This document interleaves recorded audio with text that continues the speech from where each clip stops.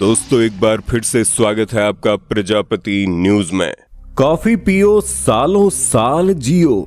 जी हाँ दोस्तों, एक तरफ तो दुनिया चाय को लेकर तरह तरह की बातें करती है। कहा जाता है कि चाय खराब होती है, चाय से एसिडिटी और गैस की समस्या होती है। वहीं दूसरी तरफ लोग कॉफी के गुणगान गाते नहीं थकते। पर ऐसा क्यों है? क्यों कॉफी को लोग इतना ज्यादा फायदेमंद बताते हैं? आज की इस वीडियो में मैं यानी आपका दोस्त विशाल प्रजापति आपको कॉफी से जुड़े सारे राज बताने तो आया हूं। बस मेरे साथ वीडियो के अंत तक बने रहिए। लेकिन हाँ, वीडियो शुरू करने से पहले एक छोटी सी रिक्वेस्ट है। वीडियो के नीचे रेड कलर का सब्सक्राइब बटन दिख रहा होगा, उस पर क्लिक करके सब्सक्राइब कर लें और साइड में बेल आइकॉन भी दिख रहा होगा, उस पर भी क्लिक कर लें ताकि आपको वीडियो मिले सबसे पहले। दोस्तों सबसे पहले हम आपको बता दें कि जिस तरह चाय के अपने फायदे नुकसान होते हैं, ठीक उसी तरह कॉफी के भी अपने फायदे और नुकसान होते हैं। और जो ब्लैक कॉफी होती है वो सबसे ज्यादा फायदा पहुंचाती है, जिसमें ना ही शक्कर और ना ही दूध होता है। सिर्फ गर्म पानी और कॉफी को आपस में मिलाकर जो चीज तैयार होती है वो जादू की तरह काम करती है। जी हाँ दोस्तों, ब्लैक कॉफी बहुत ही ज्यादा फायदेमंद होती है, जहां कॉफी मिनरल से भरपूर होती है और इसके अंदर विटामिन्स भी बहुत सारे पाए जाते हैं। इसके अलावा मैग्नीशियम, फास्फोरस, पोटेशियम जैसे मिनरल्स इसमें पाए जाते हैं।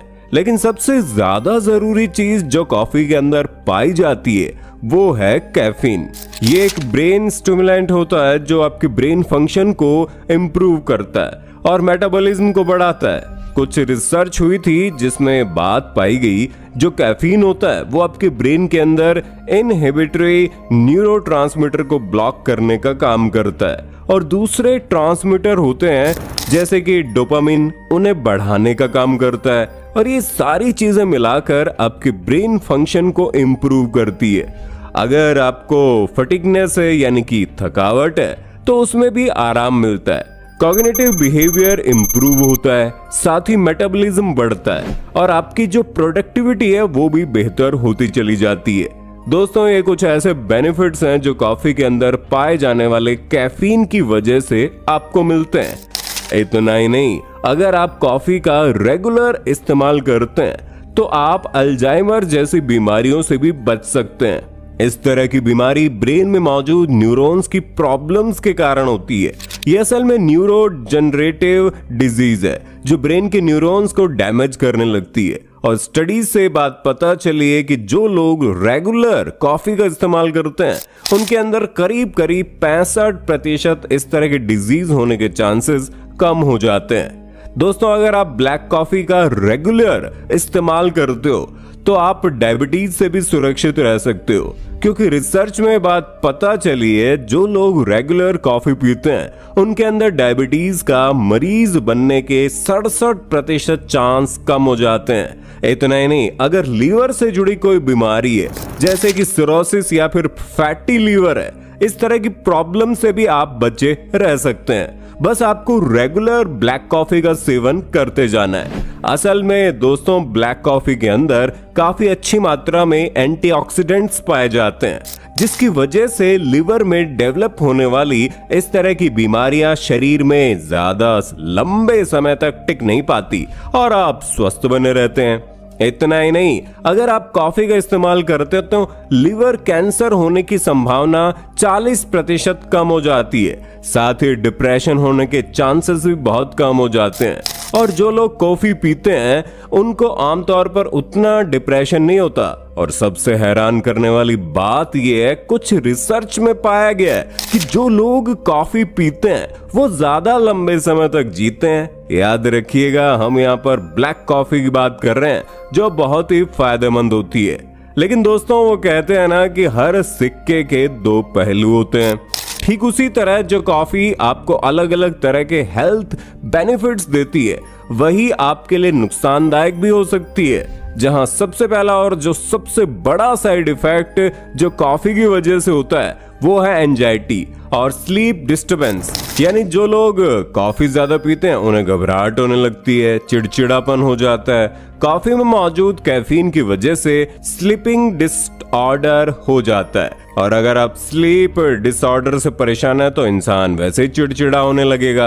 अगर आपको कॉफी के इस तरह के साइड इफेक्ट्स होते हैं तो आपको कम से कम कॉफी पीनी चाहिए, या फिर आप ऐसा कर सकते हैं, आपका जो सोने का टाइम है उसके 8 घंटे पहले आप कॉफी पी सकते हैं। और कहा जाता है कॉफी का असर बॉडी में 8 से 12 घंटे रहता है। जैसे ही कॉफी का असर बॉडी में खत्म हो जाता है आप आराम से सो सकते हैं। लेकिन रात के समय कॉफी पीकर आप सिर्फ और सिर्फ अपनी नींद के साथ खिलवाड़ करेंगे।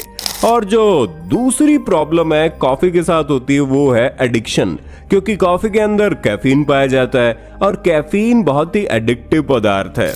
एक बार अगर आप कॉफी को इस्तेमाल करना शुरू कर देते हैं तो उससे आपको हाइप मिलती है, वो आपके ब्रेन को स्टिमुलेट करती है, आपको अच्छा महसूस होता है, थकावट कम हो जाती है। और जब आप रेगुलर बेसिस पर कॉफी पीते हैं तो एक समय बाद आपकी बॉडी को इसकी आदत पड़ जाती है।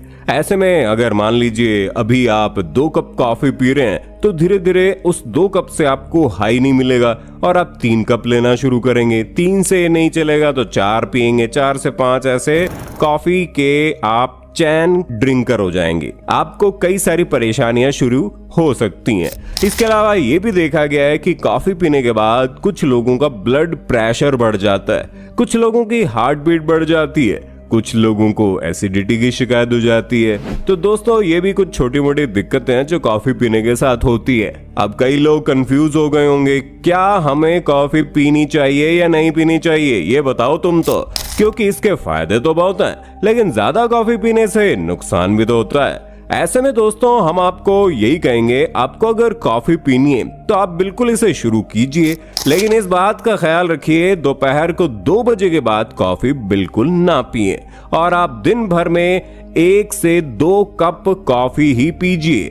अगर आप इस नियम पर चलेंगे तभी कॉफी पीने की शुरुआत कीजिए, क्योंकि अगर आप इस तरह से कॉफी पीते हैं तो कॉफी कभी भी आपको नुकसान नहीं करेगी, उल्टा आपको इसके सभी हेल्थ बेनिफिट्स मिलेंगे और आप एक स्वस्थ जीवन जी सकेंगे।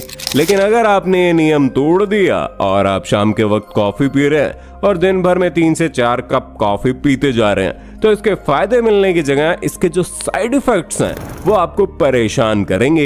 इसलिए कॉफी को सोच समझ कर पीजिए अगर आप इसके फायदे लेना चाहते हैं। तो इसके लिए आपको डिसिप्लिन में रहना पड़ेगा, तब जाकर कहीं आप कॉफी का असली मजे ले पाएंगे।